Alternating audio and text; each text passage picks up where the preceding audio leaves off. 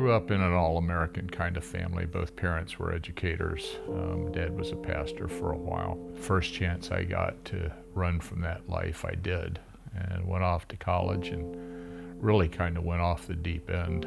At Auburn, I began selling drugs to put myself through college. December 27th in 1979, I got arrested with a major quantity of cocaine. That big bust is still one of the largest busts ever on the east coast of Florida for that quantity of cocaine, and that amount was enough to put me in prison for 45 or 50 years, 15 years of them being mandatory minimum with no parole. When you get arrested with that kind of drugs, that amount of drugs, the only way to get a light sentence is to tell on other people, rat other people out. One of the men who arrested me was named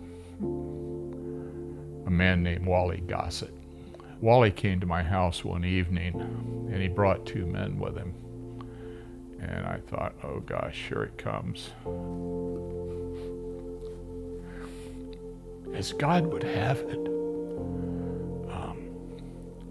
Wally and those two men came to talk to me about Jesus. I ended up not telling on anybody. I didn't rat anybody out. But somehow I ended up with only a 10-year sentence when I could have done a very, very long time in prison. That's the first of the impossibles. And the next of the impossibles is 1 year, almost to the date of the day I walked into the back door of the prison through the sally port. I walked out of the front door on parole.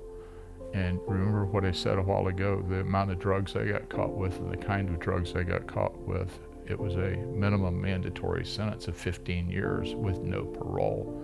And here I am out of prison after 1 year because God had a greater plan for my life.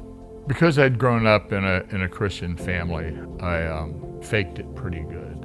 But at 33 years old, after all that, all those impossibles, I got saved at Chapel by the Lake. The evangelist there that night talked about the Spirit of God won't strive with you forever.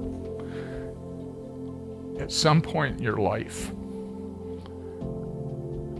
you have to come, everybody, whether it's you, whether it's my wife, whether it's anybody else, we all have to make a decision about Jesus. And that's the night I got saved at 33 years old. At this point in time, I was 33 years old, and through a series of job changes, ended up as vice president of a construction company. We probably did $100 million worth of business while I was there each year. 1988, there was a large recession.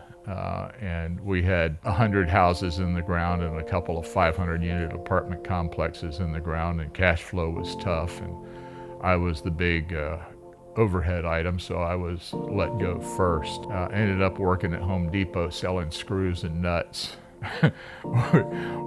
which, again, God's plan, because when you climb that far, that fast in a business, you kind of start thinking you did this on your own. And that was God chastening me. But then the next impossible thing happened. I ended up going to law school. It's impossible to be a convicted felon and become a lawyer. But here I am. Today, I'm a lawyer. After a full investigation by the Clemency Board, I went to Tallahassee. They had a hearing. Because of the change that Jesus had brought in my life, they saw that I was a changed man, and I got a pardon because God had his plan for me. And so I became a lawyer. As a lawyer, God has blessed me. He's been able to use me in a bunch of different ways because people come to my office with the most horrendous problems in their life. People come and say, I've ruined my life is over. And I can look at them straight in the eye and go, no, it's not. As long as you're alive, there's hope. One of the things God led me to do was adoption work. One adoption story in particular is a family that I had already placed a baby with. The wife had told me, Earl, you get any babies ever. You don't even have to call us and ask us ahead of time. You just show up with a baby. Sometimes I know the baby's coming ahead of time. Most of the time I don't. I just get a call from a hospital that there's a baby here that needs to be adopted. Do you have a family that'll take it? This one came, I had no plans for this baby, and I got the baby. They wheeled me out of the hospital, put me in the car with the infant seat. I took it to this family, and I get to the house, and the family's having a big party. I mean, there's balloons everywhere, and it's obvious it was a birthday party. And I knocked on the door and went in because I hadn't even called them ahead of time.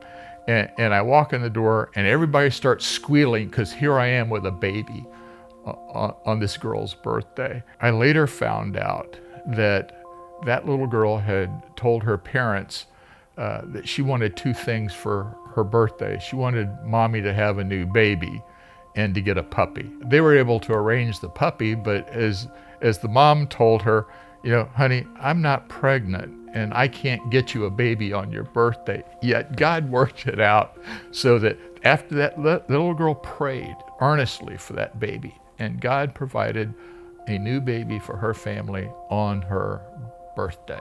And that's the kind of miracles I get to see every day in my law practice. Before I turned my life over to Jesus, I didn't know how I was going to get it right side up. But he did. And my takeaway is that nobody's too far gone to be saved. Nobody's too far gone that Jesus can't turn their life around. And when things look dark, they don't have to be. All you have to do is give it all to Jesus.